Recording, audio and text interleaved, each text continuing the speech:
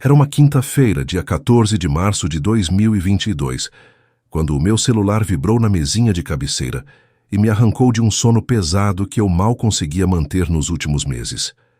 Eu tinha 53 anos naquela noite. Morava num apartamento de 2 quartos no bairro Santa Efigênia, em Belo Horizonte. Um lugar simples, mas meu, conquistado com 18 anos de trabalho numa empresa de engenharia civil, onde eu ocupava o cargo de coordenador de projetos. Não era milionário, nunca fui.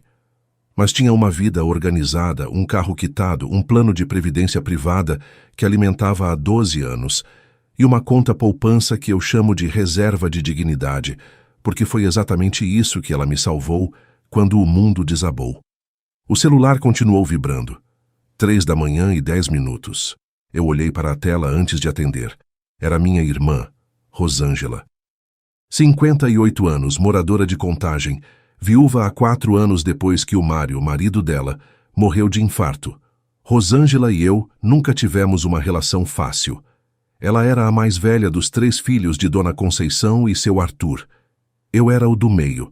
A caçula, Simone, morava em São Paulo havia 15 anos e aparecia em Belo Horizonte 2 vezes por ano no máximo.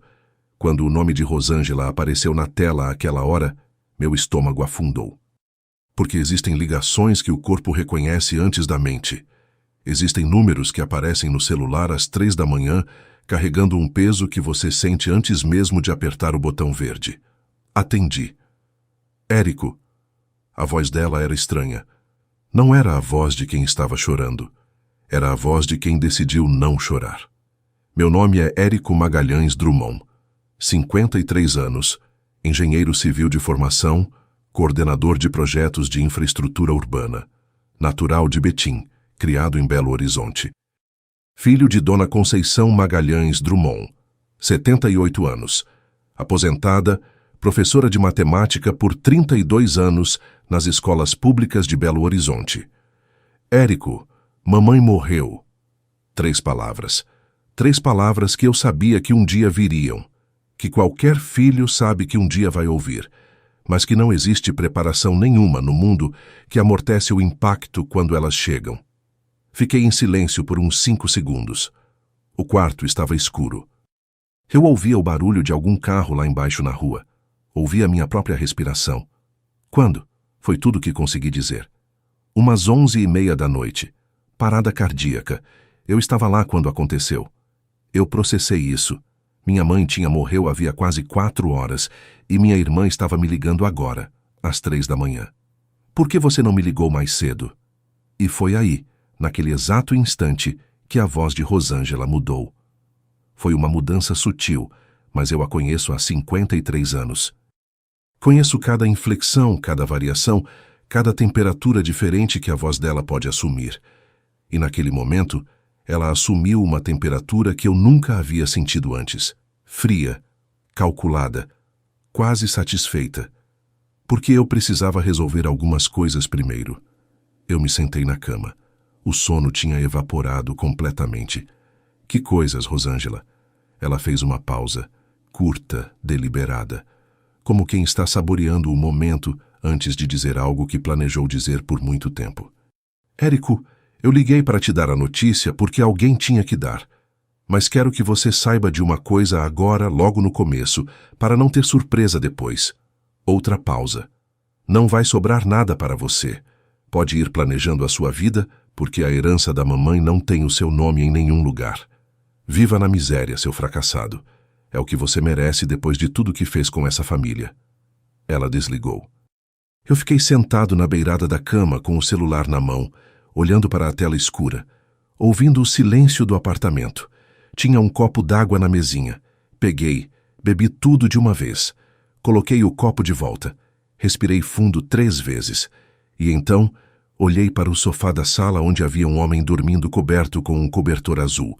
O homem no sofá da minha sala se chamava Dr. Armando Brito Cavalcante. 64 anos. Advogado especialista em direito sucessório e planejamento patrimonial, com escritório na Rua da Bahia, região central de Belo Horizonte.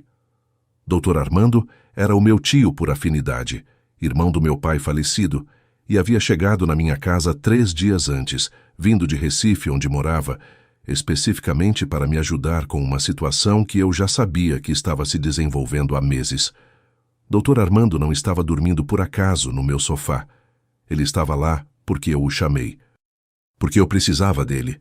Porque eu já sabia, muito antes daquela ligação das 3 da manhã, que algo estava acontecendo com o patrimônio da minha mãe, e que quando a tempestade viesse, eu precisaria de um advogado do nível dele ao meu lado. Rosângela pensou que estava me avisando de uma derrota. Ela pensou que aquela ligação era o fim da minha história, que eu acordaria às 3 da manhã com o coração partido, humilhado, sem ter para onde correr, sem ter o que fazer.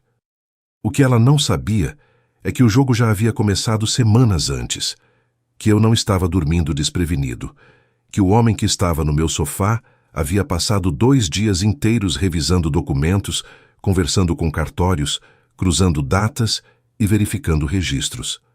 E o que esse homem havia descoberto naqueles 2 dias era algo que Rosângela jamais poderia imaginar que eu pudesse saber.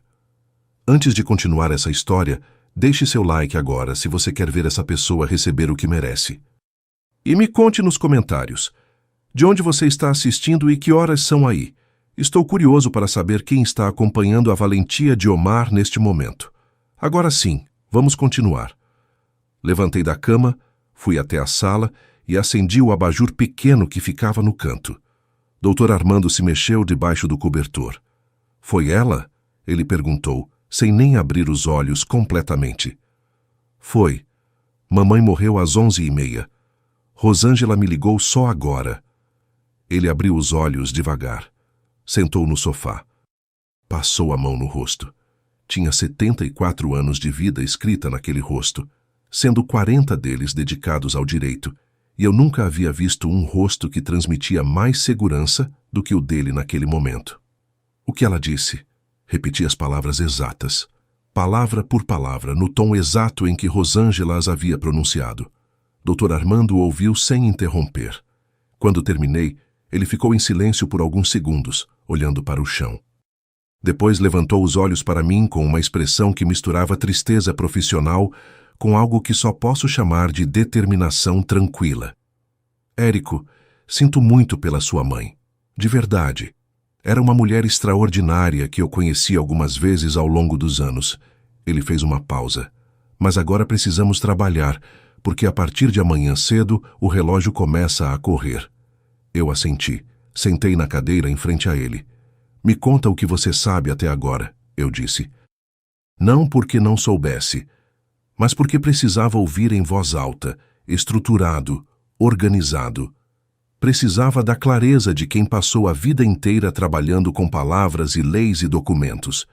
E Dr. Armando Brito Cavalcante, meu tio por afinidade, meu aliado por escolha, começou a me contar, com detalhes, com datas, com números, com os nomes dos documentos e os artigos de lei que os tornavam relevantes. Mas para você entender tudo que ele me contou naquela noite, você precisa entender primeiro quem era Dona Conceição. Quem era nossa família, quanto ela havia construído ao longo de uma vida inteira de trabalho.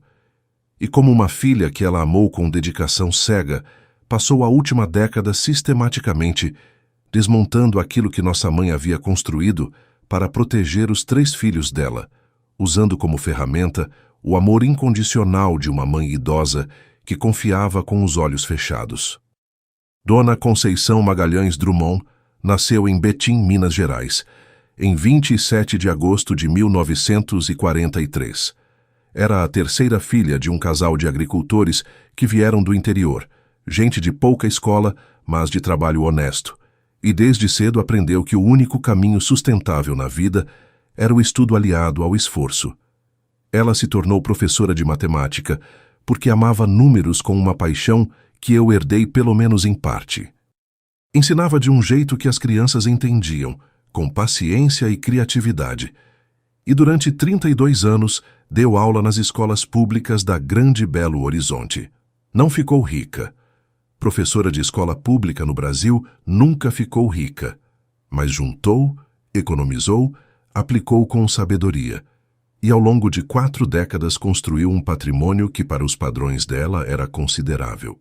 Quando ela se aposentou, aos 62 anos, o patrimônio de Dona Conceição incluía o seguinte: primeiro, um imóvel residencial no bairro Carlos Prates, em Belo Horizonte, onde ela morava desde 1983, uma casa de 220 metros quadrados com quintal, avaliada em R$ 840 mil no último laudo de 2020. Segundo, um apartamento de 2 quartos no bairro Padre Eustáquio, adquirido em 2002, que ela alugava por R$ 1.800 por mês e estava registrado em seu nome com valor de mercado de R$ 340 mil. Terceiro, um terreno de 1.200 metros quadrados em Nova Lima, comprado em parcelas entre 1992 e 1996, avaliado em R$ 420 mil. Quarto, uma carteira de fundos de investimento mantida no Banco Bradesco, com saldo de R$ 286 mil ao final de 2021. E quinto, uma conta corrente e poupança no Banco do Brasil, com saldo combinado de R$ 118 mil. Total aproximado, R$ 2.004.000 em patrimônio líquido. O resultado de uma vida inteira de dedicação, frugalidade e planejamento de uma mulher que nunca ganhou mais de R$ 3.000 por mês, mas nunca desperdiçou um centavo. Meu pai, seu Arthur Drummond, havia falecido em 2013 de câncer de próstata, após 2 anos de tratamento, que foi inteiramente custeado pelos planos de saúde, graças a Deus. Ele era torneiro mecânico aposentado e o casamento deles havia durado 46 anos, sendo um dos mais sólidos que eu já vi. Quando ele morreu, Dona Conceição ficou viúva aos 70 anos e continuou morando na casa do Carlos Prates sozinha. Nós 3 filhos éramos Rosângela, a mais velha, 58 anos na época dos fatos, eu, Érico, 53, e Simone, a caçula, 48, morando em São Paulo, onde trabalhava como enfermeira num hospital particular. Rosângela nunca trabalhou com regularidade. Casou-se cedo com Mário Ferreira, que era motorista de caminhão e ganhava razoavelmente bem, e assumiu o papel de dona de casa e mãe dos 2 filhos deles, Lucas e Priscila. Depois que Mário morreu, em 2018, ela ficou sem renda própria significativa, com a pensão por morte do marido, que era modesta, e começou a frequentar muito mais a casa de mamãe no Carlos Prates, muito mais do que antes, com uma regularidade que na época eu e Simone vimos como sinal de carinho filial. Uma filha que se aproximou da mãe depois de perder o marido. Nada mais natural. O que eu não vi e o que Simone, morando em São Paulo, definitivamente não viu, era o que estava acontecendo dentro daquela casa durante essas visitas. Minha relação com mamãe era boa, mas não era de visita diária. Eu ia lá uma vez por semana, às vezes 2. Ligava para ela todos os dias, quase sempre à noite. Ela me contava das plantas do quintal, do vizinho que tinha comprado um cachorro barulhento, do programa de culinária que estava assistindo na televisão. Era uma conversa tranquila de filho e mãe. Nunca ela me disse que algo estava errado. Nunca ela reclamou de Rosângela. Pelo contrário, quando o assunto da irmã vinha à tona, mamãe falava com admiração da atenção que Rosângela dedicava a ela. Os primeiros sinais que eu percebi, mas que na época não soube interpretar corretamente, vieram em 2020. Em fevereiro daquele ano, mamãe me perguntou durante uma visita se eu achava que ela deveria mudar alguma coisa nos papéis da casa. Não entendi a pergunta. Que papéis, mãe? E ela ficou vagamente evasiva, disse que estava pensando em organizar melhor as coisas e mudou de assunto. Na época, associei ao fato de ela ter completado 77 anos e estar possivelmente pensando em testamento. Normal para alguém nessa faixa etária. Em julho de 2020, durante um almoço de aniversário de mamãe, Rosângela fez um comentário que ficou guardado no fundo da minha cabeça sem que eu soubesse exatamente por quê. Estávamos na mesa, eu, mamãe, Rosângela e os filhos dela, Lucas e Priscila. Simone não havia conseguido vir de São Paulo naquele ano por causa das restrições sanitárias. E Rosângela disse, aparentemente sem direção nenhuma: Mãe, você precisa pensar em quem vai cuidar de você de verdade quando as coisas ficarem mais difíceis. Quem está aqui todo dia? Mamãe assentiu e disse: Você tem razão, minha filha. Eu não disse nada, mas guardei aquilo. Em novembro de 2020, tentei visitar mamãe numa terça-feira sem avisar antes. Algo incomum para mim, porque geralmente eu avisava. Quando cheguei na casa do Carlos Prates, encontrei Rosângela sentada na sala com uma mulher que eu não conhecia. Rosângela me apresentou como a doutora Fernanda, que é assessora financeira da mamãe. Dona Conceição estava na poltrona dela, parecendo bem, sorrindo. A doutora Fernanda tinha uns 40 anos, roupa de executiva, uma pasta na mão. Quando perguntei o que estavam discutindo, Rosângela disse: Assuntos de planejamento patrimonial, Érico. Mamãe quis organizar as coisas com alguém de confiança. Fui embora com aquilo queimando dentro de mim, mas ainda não tinha provas de nada. Ainda não sabia exatamente o que estava acontecendo. Foi em fevereiro de 2021 que o alarme verdadeiro disparou. Fiz uma visita numa sexta-feira e encontrei mamãe no quintal, regando as begônias, que ela amava de um jeito particular. Sentei com ela no banco de madeira debaixo da mangueira e ficamos conversando sobre o nada, que duas pessoas que se amam conversam quando estão juntas sem pressa. E em algum momento, mamãe disse, quase de passagem, quase como se fosse uma coisa sem importância: Érico, a Rosângela me ajudou a fazer umas mudanças no apartamento do padre Eustáquio, colocar ela como coproprietária para facilitar quando eu não estiver mais aqui. Parei imediatamente. Coproprietária, mãe? Você vendeu parte para ela? Não, não foi venda, foi doação, é mais simples para não ter inventário depois. A Rosângela explicou tudo direitinho. Minha cabeça estava processando aquilo em câmera lenta. E você foi no cartório com ela? Fomos sim, assinou tudo, está tudo certinho. Fui para casa naquele dia com um nó no estômago. No fim de semana, liguei para Simone e contei. Ela ficou preocupada, mas disse que talvez fosse de fato planejamento sucessório simples, que talvez não houvesse problema. Eu não sabia ao certo, mas sabia que precisava de alguém que soubesse. Foi nessa mesma semana que liguei para Dr. Armando. Ele é advogado há 40 anos. Especializou-se em direito das sucessões porque, como ele sempre diz, é a área do direito onde as famílias mais se destroem e onde mais se pode fazer de preventivo. Não é um especialista de grandes corporações. É um especialista de famílias, de patrimônios construídos ao longo de décadas por pessoas comuns que merecem ver o resultado do seu trabalho chegar a quem deveria chegar. Ele me ouviu com atenção e me disse: Érico, antes de mais nada, vamos ver o que está registrado. Documentação não mente. Dr. Armando veio a Belo Horizonte pela primeira vez em março de 2021. Ficou 3 dias. Nesses 3 dias, ele fez o que ele chama de diagnóstico patrimonial preliminar, que na prática significou ir pessoalmente a 3 cartórios de registro de imóveis de Belo Horizonte e Nova Lima, extrair matrículas atualizadas de todos os imóveis que ele sabia que pertenciam à Dona Conceição e cruzar cada informação com o que eu havia registrado mentalmente ao longo dos anos de convivência com a situação financeira da minha mãe. O que ele encontrou naqueles 3 dias plantou uma semente de horror no meu peito, que levei meses para digerir completamente. Primeiro imóvel, o apartamento do padre Eustáquio. Confirmado o que mamãe havia me dito.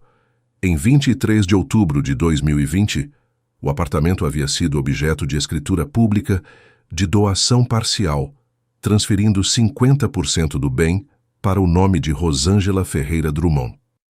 O bem, avaliado em R$340 mil, havia sido doado parcialmente sem que nenhum ITCMD tenha sido pago, o que já era um problema jurídico por si só. Mas mais grave, a escritura havia sido lavrada sem a presença ou anuência de nenhum dos outros herdeiros. Apenas Dona Conceição e Rosângela estavam presentes. Segundo o imóvel, o terreno de Nova Lima. Aqui a situação era ainda mais chocante. A matrícula do terreno mostrava uma averbação de 27 de janeiro de 2021, registrando uma promessa de compra e venda do bem inteiro pelo valor de R$120 mil para um comprador de nome Rodrigo Ferreira, que com 2 minutos de pesquisa, Dr. Armando identificou como sendo o filho mais velho de Rosângela. O terreno, que valia R$420 mil, havia sido prometido à venda por R$120 mil para o neto, com aparência de transação comercial que na prática era um desvio disfarçado. E o valor de R$120 mil? Não havia nenhum registro de pagamento efetivo à conta de Dona Conceição. Terceiro elemento: os fundos de investimento no Bradesco. Dr. Armando não conseguiu acessar o extrato diretamente, obviamente, porque não era titular nem procurador. Mas, através de uma conversa cuidadosa com mamãe, que ele acompanhou em uma das visitas, com a desculpa de ser um velho amigo da família que queria cumprimentá-la, ele conseguiu que ela mencionasse que havia feito alguns resgates para ajudar a Rosângela com umas reformas na casa de Contagem. Valor mencionado por ela de forma casual, uns R$100 e poucos mil ao longo do ano passado. Soma parcial já identificada: 50% do apartamento do padre Eustáquio, equivalente a R$170 mil, o terreno de Nova Lima prometido por valor irrisório de R$120 mil, ao invés de R$420 mil, representando um desvio de R$300 mil, e resgates dos fundos estimados em R$130 mil. Estávamos falando de aproximadamente R$600 mil em patrimônio de Dona Conceição, que havia saído do alcance dos 3 filhos legítimos e migrado de formas variadas para o controle de Rosângela e sua família. E isso, Dr. Armando me advertiu logo, era apenas o que estava visível na superfície. Érico, ele me disse naquela primeira visita, sentados na minha mesa de jantar com as cópias das matrículas espalhadas entre nós, o que está documentado é sempre a ponta. O que você precisa investigar agora é o que aconteceu com as contas bancárias, o que aconteceu com os rendimentos do aluguel do apartamento ao longo dos últimos 2 anos, e se existe algum testamento ou instrumento de última vontade que possa ter sido lavrado sob influência indevida. Sobre esse último ponto eu ainda não sabia, mas estava prestes a descobrir. Nos meses que se seguiram, entre março e dezembro de 2021, eu montei uma operação de inteligência familiar que me custou energia, dinheiro e algumas noites de sono, mas que me deu em mãos cada peça que eu precisaria para o momento que viesse a seguir. A primeira prova concreta, além dos documentos cartoriais, veio de uma fonte inesperada. A filha caçula de Rosângela, Priscila, 26 anos, que havia tido uma briga feia com a mãe em agosto de 2021 por causa de dinheiro. Priscila sempre foi mais próxima de mim do que de qualquer outro membro da família. Quando eu a procurei com cuidado, num encontro casual num café do Savassi, ela me contou coisas que confirmaram e ampliaram tudo o que eu já suspeitava. Segundo Priscila, Rosângela havia convencido Dona Conceição de que eu e Simone não me importávamos com ela de verdade e que apenas Rosângela estava presente nos momentos difíceis. Havia dito para a mamãe que eu tinha dívidas que eu escondia da família e que, se a herança fosse dividida normalmente, os credores tomariam tudo. Havia dito que Simone havia virado outra pessoa em São Paulo e não merecia nada. Que havia sistematicamente plantado, ao longo de anos, a ideia de que a forma mais sensata de preservar o patrimônio seria concentrá-lo nas mãos de quem estava presente e responsável. Priscila me contou também que havia presenciado, pelo menos 2 vezes, situações em que sua mãe apresentava papéis para Dona Conceição assinar enquanto a televisão estava ligada alta e a vovó estava com os óculos de leitura no bolso, não no rosto. Que sua mãe às vezes dizia: "É só uma atualização de cadastro, mãe, pode assinar aqui." Ou "É o mesmo documento de antes, precisou atualizar a data." Isso não era apenas aproveitamento de idoso. Isso era captação dolosa de assinatura. Isso era crime. A segunda prova veio através do investigador particular que Dr. Armando indicou, Leandro Carvalho, detetive com escritório na Lagoinha, especializado em levantamento patrimonial e rastreamento de documentos.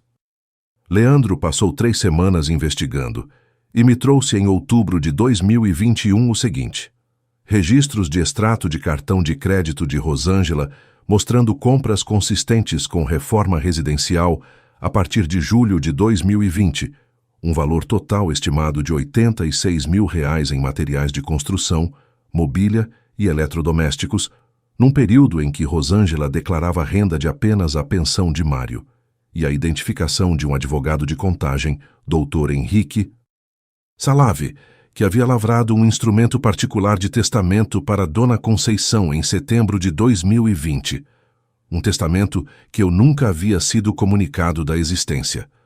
O testamento particular era o elemento mais delicado, porque, diferente de um testamento público lavrado em cartório, o testamento particular tem requisitos formais específicos, precisa ser escrito e assinado pelo testador, e precisa ser assinado por 3 testemunhas. Leandro não conseguiu o conteúdo do documento, mas conseguiu confirmar sua existência através de uma fonte no cartório de contagem que havia sido consultado sobre o assunto. A terceira prova foi a mais dolorosa e a que eu mais precisei me preparar psicologicamente para obter. Em novembro de 2021, com a ajuda de Dr. Armando e a anuência de mamãe, que consentiu sem saber exatamente o porquê de tudo aquilo, realizamos uma avaliação neurológica completa de Dona Conceição através do geriatra Dr. Paulo Menezes, que a acompanhava há 3 anos. O laudo do Dr. Paulo, emitido em 12 de novembro de 2021, registrava o seguinte: Dona Conceição apresentava quadro de comprometimento cognitivo leve, classificado como MCI na escala clínica, com redução moderada de memória de trabalho e memória episódica recente, mantendo capacidade de comunicação e orientação básica, mas com vulnerabilidade aumentada a situações de influência e pressão emocional. Em termos leigos, minha mãe ainda sabia quem era, onde estava e quem eram seus filhos, mas era mais facilmente persuadida do que uma pessoa cognitivamente saudável da mesma idade. Era mais suscetível a assinar documentos que lhe eram apresentados de forma autoritária por alguém em quem confiava. Esse laudo era devastador como informação pessoal. Como instrumento jurídico, era ouro. Mas não era tudo, porque entre outubro e dezembro de 2021, Rosângela havia acelerado suas ações. Como se sentisse que o tempo estava se esgotando, como se algo a alertasse de que as coisas poderiam ser contestadas, ela passou a agir com pressa. Em 15 de novembro de 2021, nova escritura foi lavrada no cartório de notas do Carlos Prates. Desta vez, uma doação de 25% da casa da rua principal, o imóvel residencial de R$ 840 mil, transferindo essa fração para Rosângela. Valor da fração doada: R$ 210 mil sem pagamento de ITCMD, sem comunicação aos demais herdeiros. E em 2 de dezembro de 2021, foi formalizada a promessa de compra e venda do terreno de Nova Lima, desta vez com instrumento definitivo, registrando a venda pelo preço de R$ 120 mil para Rodrigo Ferreira, o neto. Quando o Dr. Armando me mostrou esses documentos, sentados nessa mesma mesa de jantar do meu apartamento, faltavam ainda 3 meses para a morte de mamãe. Ela estava viva, estava em casa, estava sendo cuidada fisicamente, mas estava sendo sistematicamente despojada do patrimônio que havia construído a vida inteira. Dr. Armando me olhou naquele momento com aquela expressão de advogado veterano que já viu tudo, mas que ainda sente o peso de cada história nova que passa pelas suas mãos. Érico, a situação é grave, mas não é irreversível. Temos provas suficientes para contestar cada um desses atos. Mas o timing é crítico. Se sua mãe falecer antes de agirmos em algumas frentes, a contestação ficará mais complexa. Se ela ainda está viva, temos opções que incluem ação em nome dela. Eu concordei. Mas Dr. Armando tinha mais uma coisa a dizer. Tem mais um elemento que precisamos considerar. Aquele testamento particular que Leandro identificou. Precisamos saber o que está escrito nele, porque dependendo do conteúdo, ele pode ser a última e mais devastadora peça do mosaico. Foi nas últimas semanas de janeiro de 2022 que Dr. Armando começou a montar formalmente a estratégia de resposta. A primeira providência foi a mais técnica. Ele entrou com uma ação de produção antecipada de provas perante a Vara de Família e Sucessões de Belo Horizonte, baseada no artigo 308 do Código de Processo Civil, requerendo que fossem asseguradas as provas documentais já levantadas e autorizando a obtenção de extratos bancários e registros cartoriais via ofício judicial. Esse instrumento tinha o efeito de preservar oficialmente as provas que já tínhamos e de abrir caminho legal para acessar documentos que até então só podíamos inferir.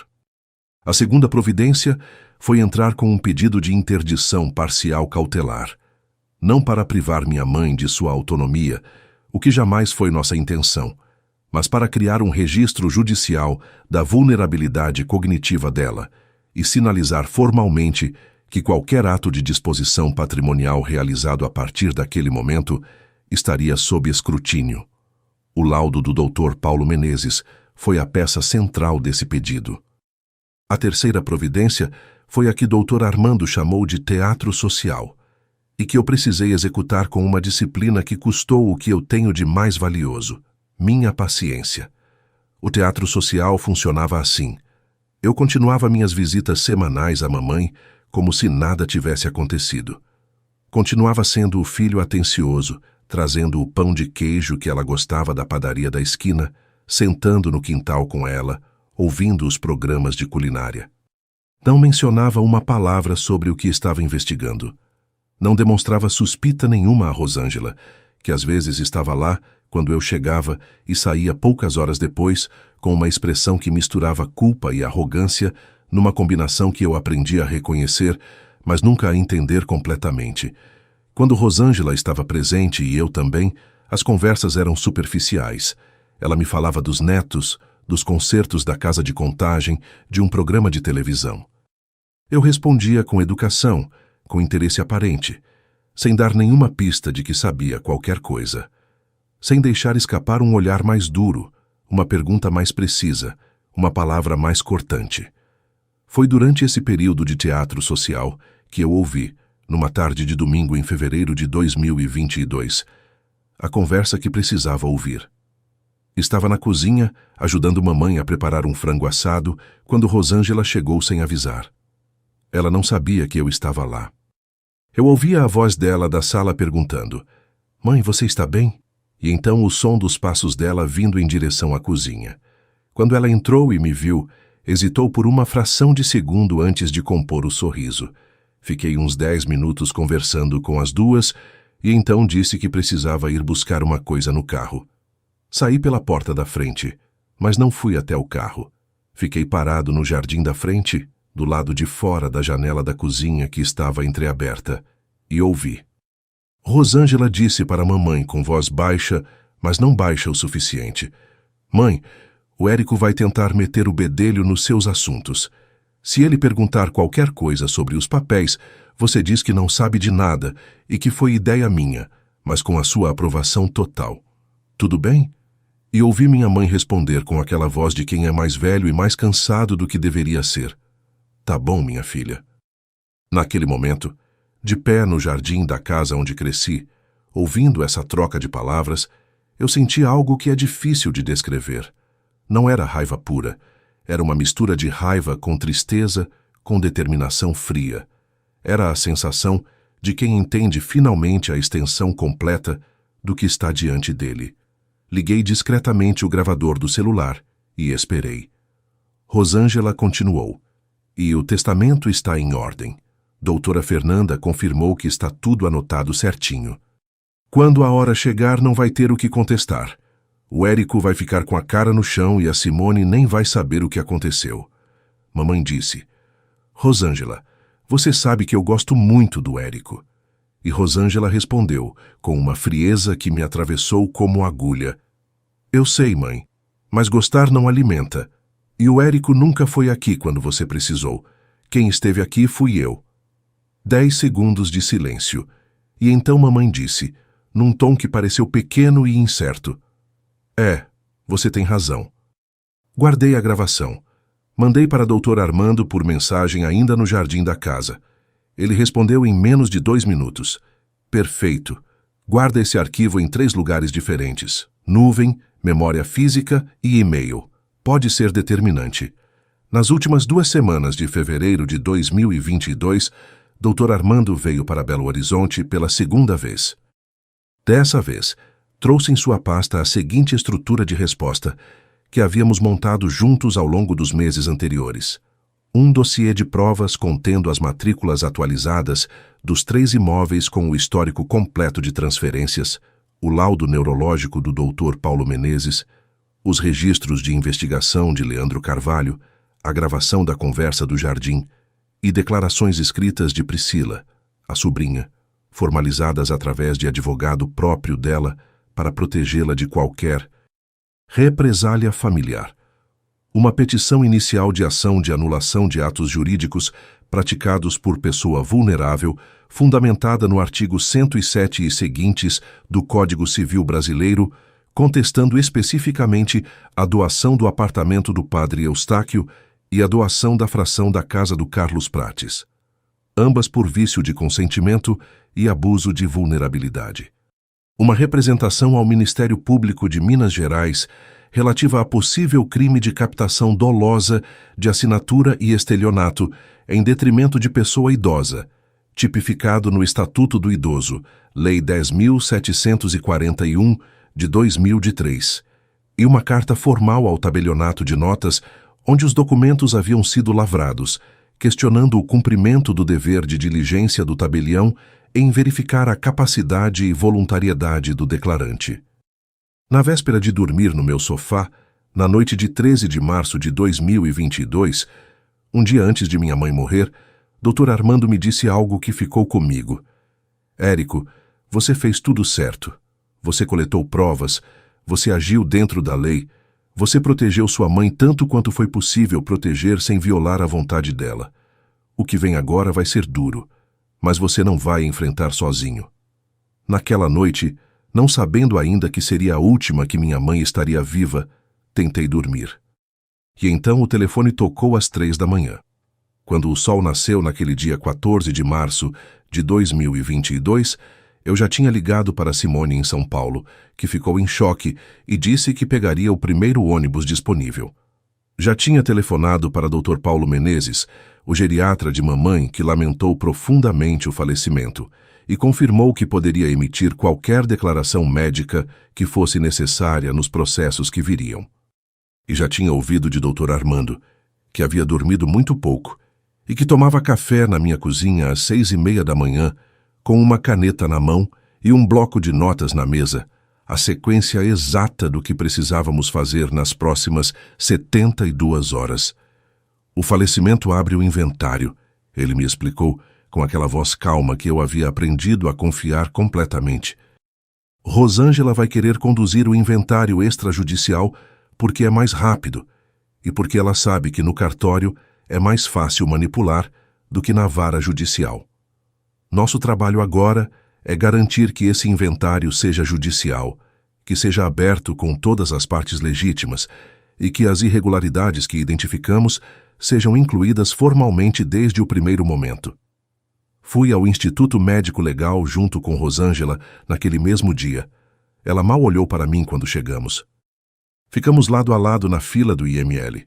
Ela falando ao telefone com o filho Lucas, eu em silêncio, olhando para o chão de granito cinza do corredor. Quando assinamos os documentos necessários e ela finalmente se virou para mim, havia naquele olhar dela uma combinação de satisfação e desdém que só quem planejou algo por anos consegue sustentar com aquela naturalidade. Érico, o velório vai ser hoje à noite no São João Batista. Amanhã o enterro. A Simone vai chegar? Vai, eu disse. Ela assentiu como se isso fosse irrelevante. A questão do inventário eu já estou tratando com um advogado de Contagem. Vai ser extrajudicial, rápido. Não precisa complicar. Olhei para ela por alguns segundos. Rosângela, o inventário vai seguir os trâmites legais corretos, que inclui todos os herdeiros sendo representados. Ela franziu levemente o senho. Claro que todos vão ser representados. Eu tenho meu próprio advogado, eu disse, e virei as costas.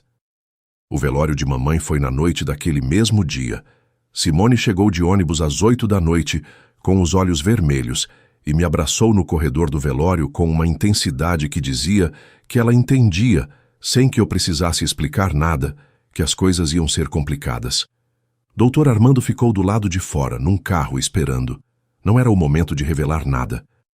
Era o momento de enterrar uma mulher que havia amado os 3 filhos da melhor forma que pôde, e que havia sido, nos últimos anos, vitimada pela filha em quem mais confiava.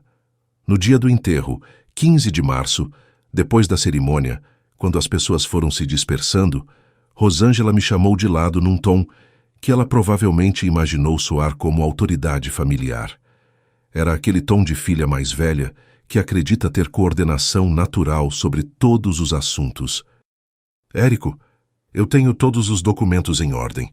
O inventário vai ser feito pelo meu advogado, o Dr. Henrique.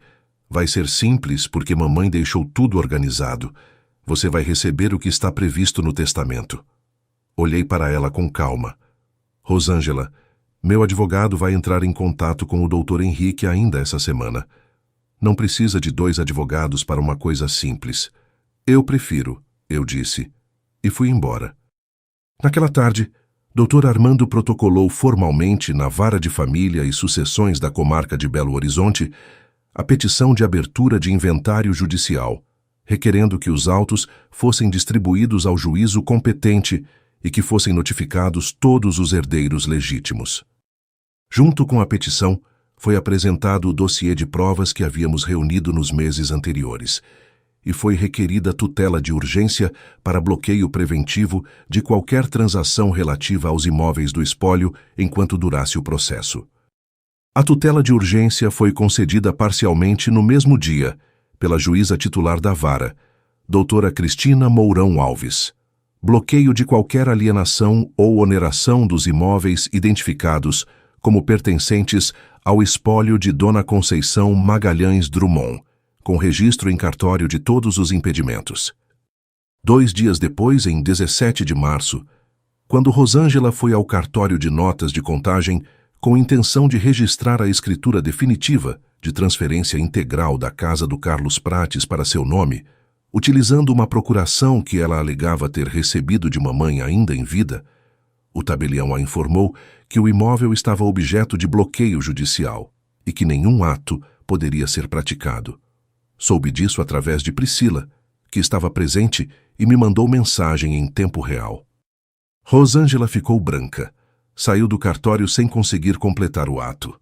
Ligou para o Dr. Henrique e naquela noite, de acordo com Priscila, pela primeira vez desde que toda a operação começara, Rosângela demonstrou algo diferente de confiança absoluta. Ela ficou assustada.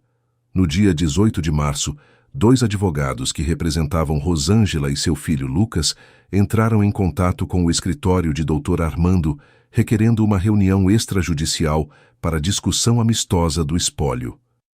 Dr. Armando aceitou. A reunião foi marcada para o dia 22 de março, numa terça-feira, no escritório de Dr. Armando na Rua da Bahia. Aquela reunião foi a primeira vez que vi a armadura de Rosângela começar a rachar. Ela chegou com os 2 advogados e com Lucas, que tinha 32 anos e o mesmo ar de arrogância calculada da mãe. Sentaram do lado oposto da mesa. Eu e Dr. Armando sentamos do nosso lado. Simone estava ligada por videoconferência numa tela que Dr. Armando havia posicionado na mesa. O advogado principal de Rosângela, que se apresentou como Dr. Fábio Torres, tentou conduzir a reunião com o tom de quem está negociando uma coisa simples. Disse que havia um testamento válido, que as disposições eram claras, que as transferências patrimoniais realizadas em vida eram legítimas expressões da vontade de Dona Conceição e que contestar esses atos seria prolongar desnecessariamente o sofrimento da família. Dr. Armando ouviu tudo sem interromper. Quando o Dr. Fábio terminou, Dr. Armando abriu a pasta que estava sobre a mesa, retirou um envelope pardo e depositou seu conteúdo cuidadosamente sobre o tampo. Eram 10 documentos. Cada um numerado, cada um com separadores coloridos. Dr. Fábio, Ele disse com aquela voz calma que eu já havia aprendido a identificar como o som da munição sendo carregada. Eu agradeço a síntese. Permita-me apresentar nossa posição.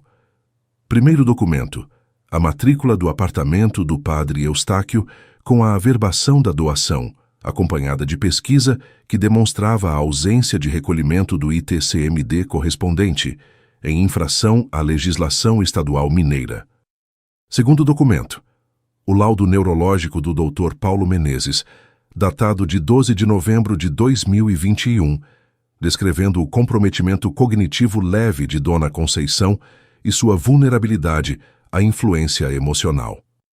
Terceiro documento: a transcrição da gravação de áudio do dia 26 de fevereiro de 2022, com a data e hora registradas pelo dispositivo, na qual Rosângela orientava expressamente a Dona Conceição sobre o que dizer se fosse questionada sobre os documentos. Quando esse terceiro documento foi colocado sobre a mesa, Rosângela olhou para ele por talvez 3 segundos, e então olhou para Lucas, e então olhou para Dr. Fábio Torres. E eu vi algo acontecer no rosto dela que em 53 anos de convivência eu nunca havia visto antes. O colapso da confiança de quem acreditava que havia fechado todas as portas e de repente se depara com uma que ela não sabia que existia. Isso não é válido, disse Dr. Fábio Torres com uma voz que havia perdido toda a convicção que tinha 15 minutos antes. Gravação de conversa, em que o próprio gravador é parte, é prova lícita segundo jurisprudência consolidada do STJ, respondeu Dr. Armando. Se preferir, posso citar os precedentes, mas eu acho que você já os conhece. A reunião durou mais 40 minutos depois disso. Dr. Fábio tentou mais 3 linhas de argumentação diferentes. Dr. Armando desmontou cada uma com documentação específica. Quando a reunião terminou sem acordo, porque Rosângela e Lucas se recusaram a reconhecer qualquer irregularidade, Dr. Armando encerrou com uma frase que ficou no ar da sala de reuniões como fumaça. Doutores, o inventário judicial está em andamento. Requereremos perícia nos documentos assinados por Dona Conceição para cotejo de assinatura e avaliação de consistência com o estado cognitivo documentado. Requereremos também a oitiva das testemunhas do testamento particular. E requereremos, junto ao Ministério Público, a abertura de inquérito pelas práticas que identificamos. Esperamos que seus clientes reconsiderem a posição. Rosângela ficou em silêncio durante toda a segunda metade da reunião. Quando saiu, não olhou para mim. Mas o que veio nos dias seguintes demonstrou que, mesmo com a armadura rachada, ela ainda tinha fôlego para lutar. Na semana seguinte ao dia 22, Dr. Fábio Torres protocolou na vara de inventário uma série de documentos que eram basicamente a versão de Rosângela dos fatos. Declarações de vizinhos do Carlos Prates, que, segundo ela, testemunhavam que eu raramente visitava Dona Conceição. Uma declaração de uma amiga da igreja que dizia que mamãe estava perfeitamente lúcida e tomava todas as decisões com plena autonomia. E uma cópia do testamento particular, formalmente apresentado agora ao processo, cujo conteúdo revelou o que Dr. Armando havia antecipado.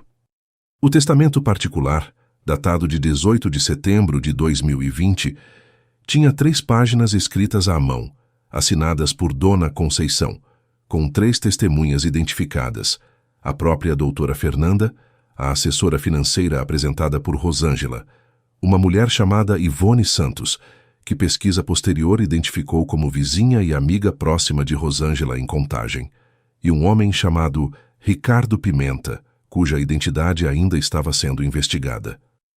O conteúdo do testamento era o seguinte: o apartamento do padre Eustáquio seria dividido igualmente entre Rosângela e eu. O terreno de Nova Lima estava já regularizado como venda para o neto Rodrigo, portanto, não constava no espólio. A casa do Carlos Prates seria deixada em 75% para Rosângela e 12,5% para Simone e 12,5% para mim, com a justificativa explícita de que Rosângela foi quem cuidou de mim com dedicação nos últimos anos. A carteira de investimentos e contas bancárias seriam divididas em 50%. para Rosângela e 25% para cada um de mim e Simone. A voz de mamãe estava naquelas páginas, mas não era mais a voz inteira de mamãe. Era a voz de mamãe filtrada por anos de manipulação sistemática, de isolamento cuidadoso, de confiança explorada. Isso me quebrou de uma forma que nenhum dos documentos anteriores havia conseguido. Não pelo dinheiro. Pelo que aquele testamento revelava sobre o quanto minha mãe havia sido convencida de uma versão falsa de mim. Dr. Armando percebeu. Colocou a mão no meu ombro. Érico, isso é mais um instrumento que vamos contestar. E as inconsistências são evidentes. A data do testamento, setembro de 2020, é posterior ao diagnóstico de comprometimento cognitivo. As testemunhas têm vínculos diretos com Rosângela que precisarão ser esclarecidos. E o conteúdo do documento demonstra informações que claramente foram inseridas por influência de terceiro. Mas o contra-ataque de Rosângela não parou nos documentos do processo. Ela também foi atrás da família. Ligou para todos os parentes que ainda existiam. Tios, primos, cunhados, filhos de amigos de mamãe que ela conhecia.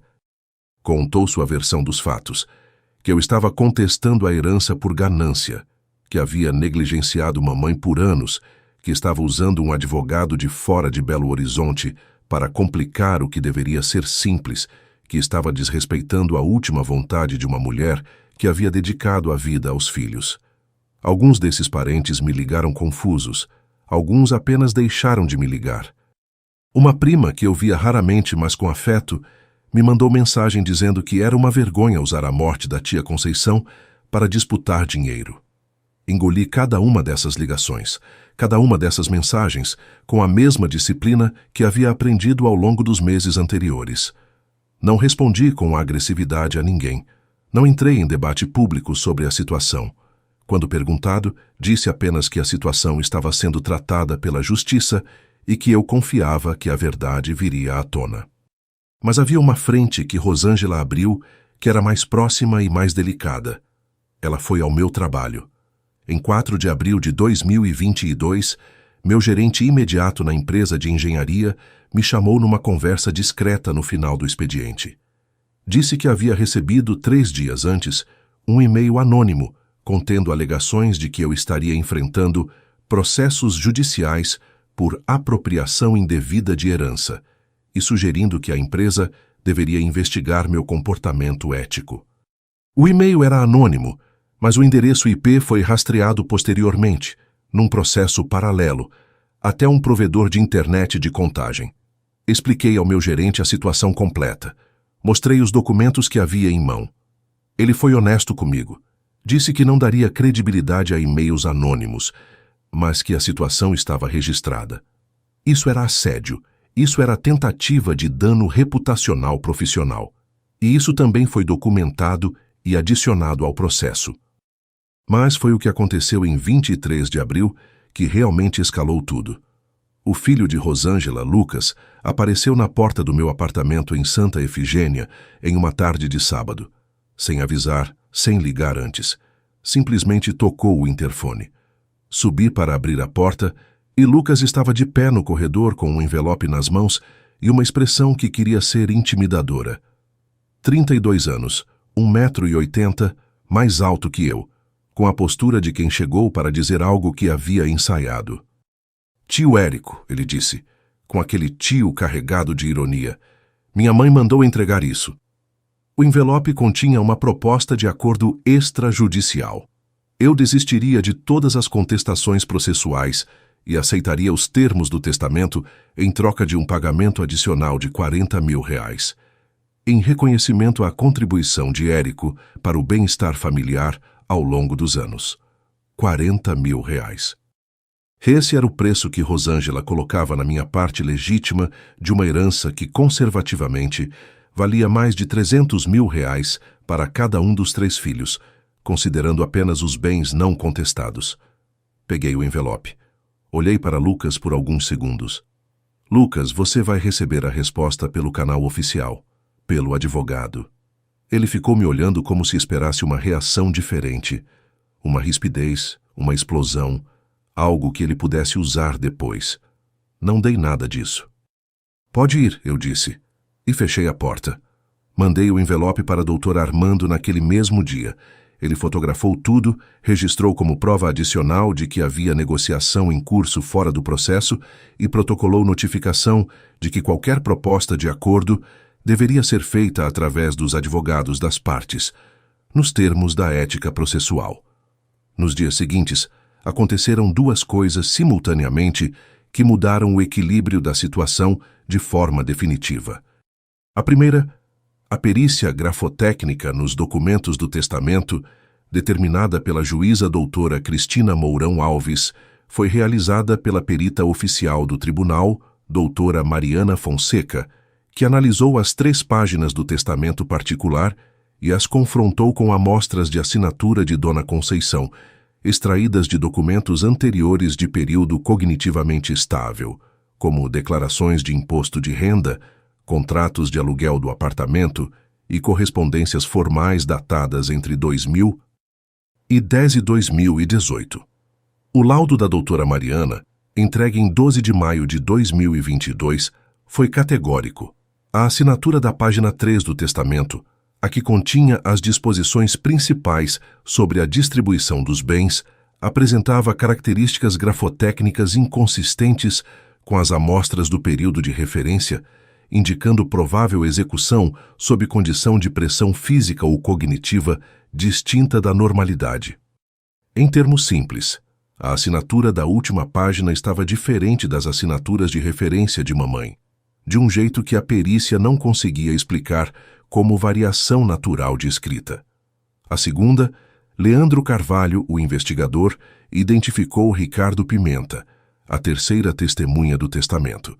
Ricardo Pimenta era irmão do genro de Rosângela, casado com a Priscila, ou seja, testemunha diretamente vinculada à família de Rosângela. O que invalidava sua participação como testemunha idônea no testamento, segundo os requisitos do artigo 1864 do Código Civil. 2 testemunhas, de 3 vinculadas diretamente a Rosângela, uma com a própria assinatura contestada por perícia. O testamento estava praticamente morto. Dr. Armando me ligou quando recebeu o laudo da doutora Mariana e foi uma das poucas vezes que ouvi uma variação de emoção naquela voz profissional. Érico, é hora de marcar a audiência. A audiência de instrução e julgamento foi marcada para o dia 28 de junho de 2022, 3 meses e meio após a morte de mamãe. Eu havia dormido pouco nas 3 noites anteriores, não por ansiedade no sentido usual, mas por aquela espécie de vigília involuntária que o corpo impõe quando sabe que algo importante está prestes a acontecer. Fiquei revisando documentos que já sabia de memória. Fiquei relendo o laudo do Dr. Paulo. Fiquei ouvindo uma vez só a gravação do jardim. Não porque precisasse, mas porque precisava me lembrar do porquê. A vara de família e sucessões da comarca de Belo Horizonte ficava num prédio no centro da cidade, a 10 minutos a pé do meu apartamento. Cheguei às 8 da manhã, 40 minutos antes do horário marcado. Dr. Armando chegou logo depois com a pasta sob o braço e a compostura de quem já esteve em centenas de audiências e sabe que a calma é o instrumento mais eficaz que existe. Simone havia voltado de São Paulo especialmente para a audiência. Chegou às 8h20 e ficou do meu lado, segurando minha mão por um momento no corredor antes de entrarmos na sala de audiências. Rosângela chegou com Lucas, a filha Priscila, que havia ficado do lado dela apesar de tudo que me havia contado, e com os 2 advogados, Dr. Fábio Torres e uma segunda advogada que eu não conhecia. Rosângela estava vestida de negro, como se ainda estivesse de luto, o que era o cálculo estético ou coincidência que não fazia diferença nenhuma na substância do que estava prestes a acontecer. Ela me olhou quando entrou. Eu a olhei de volta. Nenhum dos 2 sorriu. Nenhum dos 2 desviou o olhar. Depois de alguns segundos, ela se sentou. A juíza doutora Cristina Mourão Alves era uma mulher de uns 45 anos. Cabelos curtos e grisalhos, óculos finos, o tipo de expressão que não revela nada, mas que transmite que a pessoa está ouvindo tudo. Ela abriu a audiência com aquela ritualidade do poder público que é ao mesmo tempo burocrática e absolutamente determinante, e iniciou com a leitura do resumo processual. A audiência teve 4 momentos distintos. O primeiro foi a oitiva das testemunhas de Rosângela. Ela havia arrolado 3 pessoas, a amiga da igreja, doutora Fernanda, a assessora financeira, e Ivone Santos, a vizinha de Contagem. A amiga da igreja disse que Dona Conceição era uma pessoa muito lúcida e decidida, e que nunca pareceu estar sendo pressionada por ninguém. Dr. Armando fez as perguntas com precisão cirúrgica. Havia a testemunha presenciado o momento da assinatura do testamento? Não. Havia a testemunha acompanhado Dona Conceição em consultas médicas? Não. Tinha conhecimento do laudo neurológico? Não. Tinha alguma familiaridade com os sintomas de comprometimento cognitivo leve? Não. A testemunha foi liberada após 10 minutos. Doutora Fernanda foi mais complicada. Estava no processo como a primeira testemunha do testamento. Quando indagada sobre sua relação com Rosângela, disse inicialmente que eram conhecidas profissionais. Dr. Armando apresentou então um documento. O contrato de prestação de serviços entre doutora Fernanda e Rosângela, datado de agosto de 2019, portanto, anterior a qualquer envolvimento com Dona Conceição, no qual doutora Fernanda havia prestado consultoria de planejamento financeiro para a própria Rosângela. O contrato demonstrava relação comercial pré-existente. A independência da testemunha estava comprometida. Doutora Cristina anotou. Ivone Santos foi ouvida brevemente. Confirmou ser vizinha de Rosângela em Contagem, havia 8 anos. Confirmou que conhecia Dona Conceição. Quando indagada se havia presenciado a redação do testamento, disse que havia estado presente na noite que a Dona Conceição assinou os papéis. Perguntada se havia lido o conteúdo do testamento antes de assinar como testemunha, fez uma pausa. Disse que havia olhado por cima. Dr. Armando perguntou se havia entendido o que estava testemunhando. A resposta foi insegura. O segundo momento foi a apresentação das provas de nossa parte. Dr. Armando apresentou os documentos com a precisão de quem construiu aquele dossiê ao longo de meses. O laudo neurológico e sua análise das implicações para a validade de atos jurídicos, o resultado da perícia grafotécnica com o parecer da doutora Mariana Fonseca, a demonstração dos vínculos das 3 testemunhas com Rosângela, o histórico das transferências patrimoniais com as irregularidades fiscais identificadas e os registros do e-mail anônimo enviado ao meu empregador. E então foi apresentada a gravação do Jardim. Dr. Fábio Torres se opôs formalmente à admissão da gravação no momento em que foi anunciada. Argumentou que havia sido obtida de forma clandestina, que violava a intimidade de sua cliente. Dr. Armando respondeu citando jurisprudência específica do STJ sobre gravação ambiental feita por um dos interlocutores, que é lícita. Doutora Cristina admitiu a gravação. O áudio foi tocado numa caixa de som pequena sobre a mesa. A voz de Rosângela encheu a sala de audiências. Grave, clara, inequívoca. Se ele perguntar qualquer coisa sobre os papéis, você diz que não sabe de nada. Silêncio na sala. Não o silêncio de quem está processando informação. O silêncio de quem está testemunhando o desmoronamento de algo que foi construído sobre fundamentos falsos. Eu não olhei para Rosângela enquanto o áudio tocava.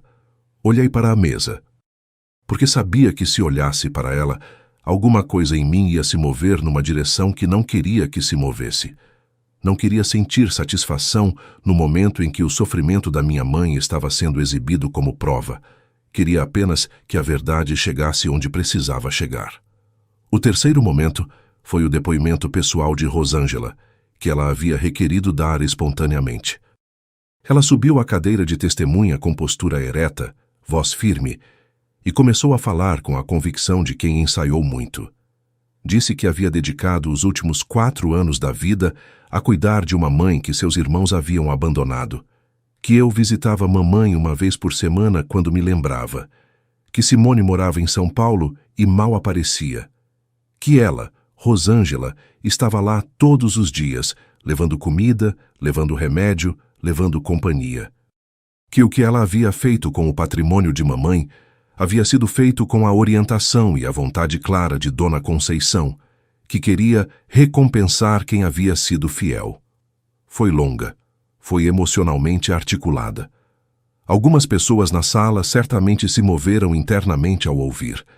Depois que ela terminou, Dr. Armando ficou alguns segundos em silêncio. Depois olhou para suas notas e começou. Senhora Rosângela, a senhora afirma que visitava sua mãe todos os dias.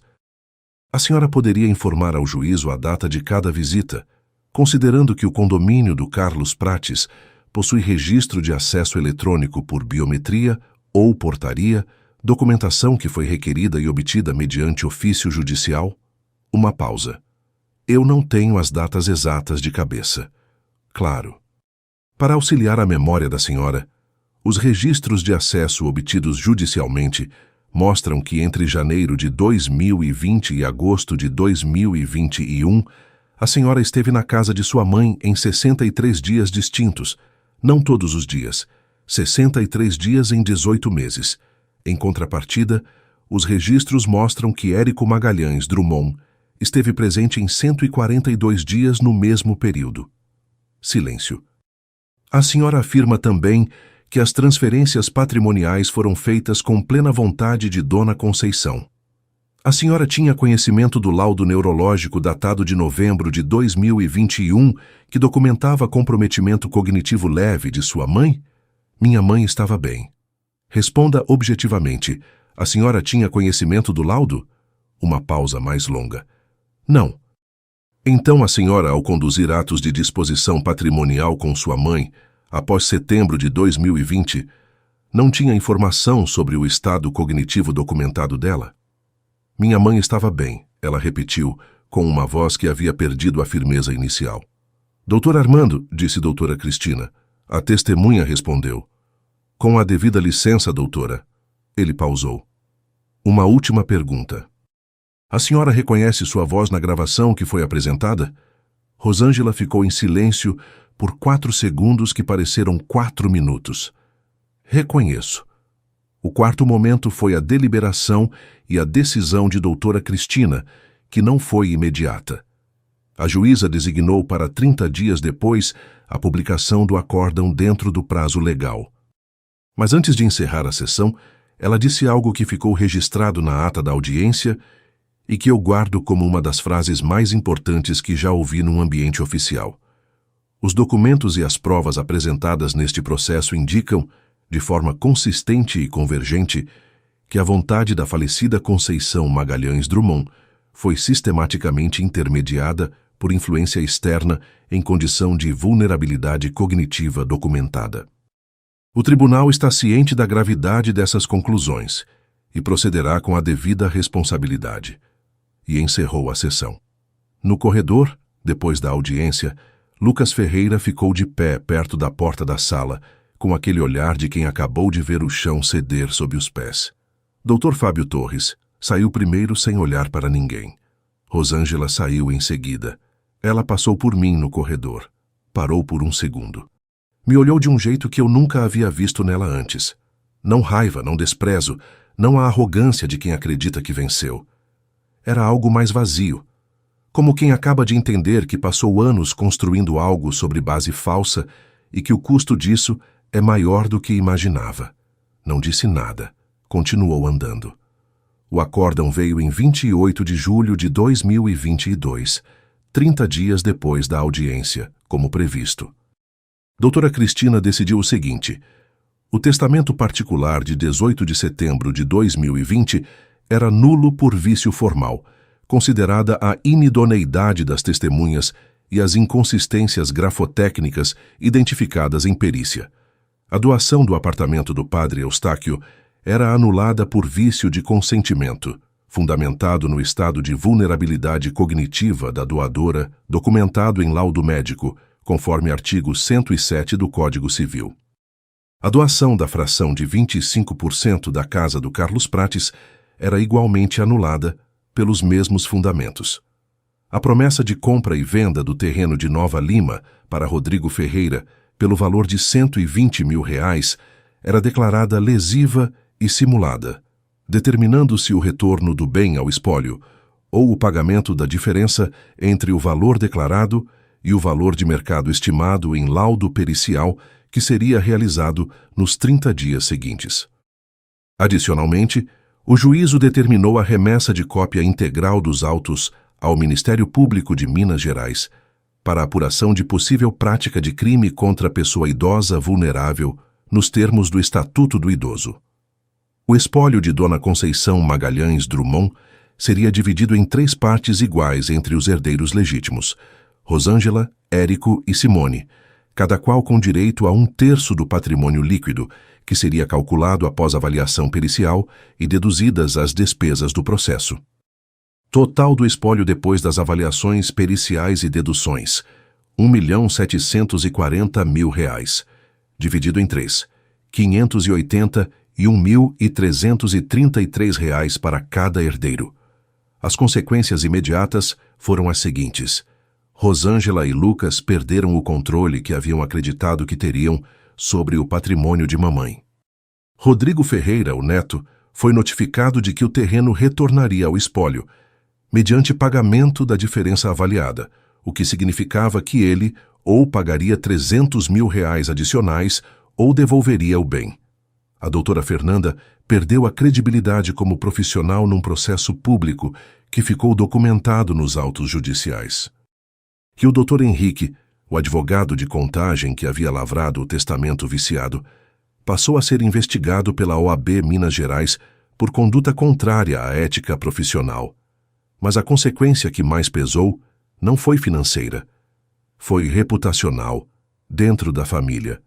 Porque quando o acórdão foi publicado, Dr. Armando orientou que eu não fizesse nada além de notificar os parentes mais próximos de que o processo havia sido concluído e que o resultado estava disponível nos autos públicos. Não fiz discurso, não fiz post em rede social, não fui contar para ninguém o que havia acontecido. Não precisei. A notícia se espalhou sozinha. Como se espalha qualquer verdade que foi comprimida por muito tempo. Os parentes que haviam me ligado confusos, os primos distantes que haviam mandado mensagens me acusando de ganância, foram chegando aos poucos com outras mensagens. Desculpas na maioria. Vergonha, em alguns casos. Silêncio, na maioria dos casos. Mas o silêncio também era um tipo de resposta. Era o silêncio de quem entendeu. Hoje são 2 anos e 8 meses, desde aquela ligação das 3 da manhã. Quando escrevo isso, estou sentado no banco de madeira debaixo da mangueira, no quintal da casa do Carlos Prates. A casa que pertence ao espólio, que está sendo preparada para venda para a divisão final entre os 3 herdeiros.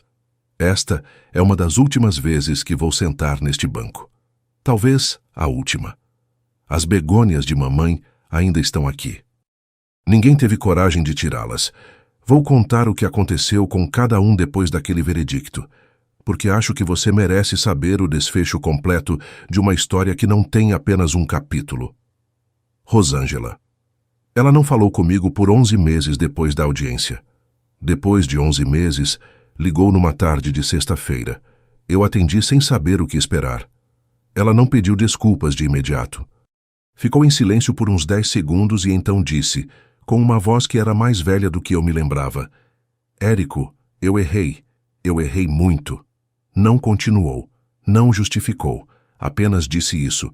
Eu fiquei em silêncio um momento também, e então disse: eu sei.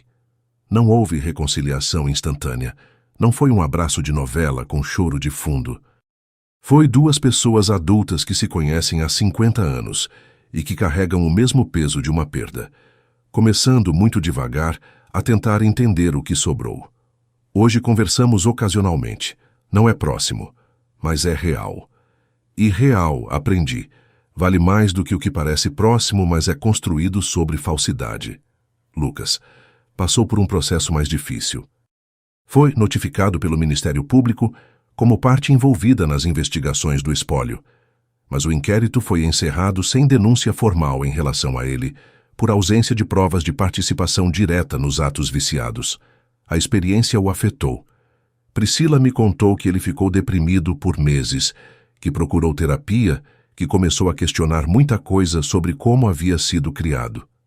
Não tenho mais raiva de Lucas. Ele era um filho que acreditou no que a mãe lhe disse. Isso não o absolve de tudo, mas é uma variável humana que aprendei com o tempo a colocar na conta. Rodrigo Ferreira, o outro neto, devolveu o terreno de Nova Lima ao espólio depois que tentou, por 3 meses, reunir os R$300 mil de diferença. E não conseguiu.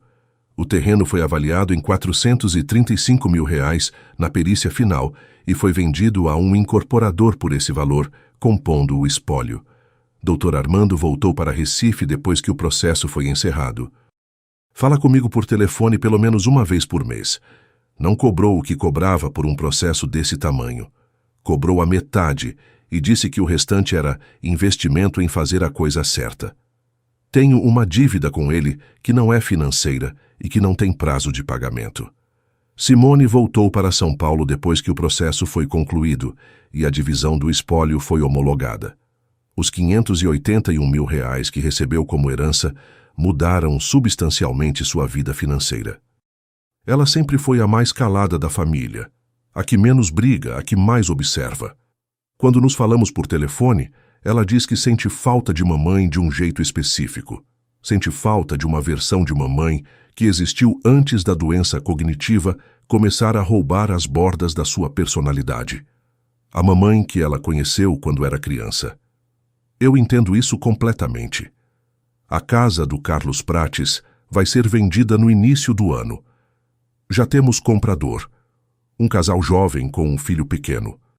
Quando estive aqui para assinar os documentos preliminares na semana passada, a mulher do casal entrou no quintal e disse, olhando para as begônias, "Que plantas lindas, vamos cuidar delas." Não soube o que dizer por um momento. Depois disse, "Elas precisam de muita água em janeiro. Era o que minha mãe sempre dizia." Ela sorriu. "A gente vai lembrar." Da herança que recebi, apliquei a maior parte em fundos de previdência e numa poupança que não vou tocar por 5 anos. Comprei um apartamento maior numa área que gosto em Belo Horizonte.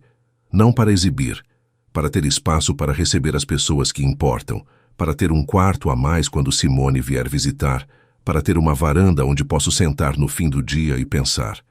Ainda trabalho na empresa de engenharia. Meu gerente nunca mencionou o e-mail anônimo depois da conversa que tivemos. Há alguns meses me ofereceram uma promoção para gerente de projetos sênior. Aceitei.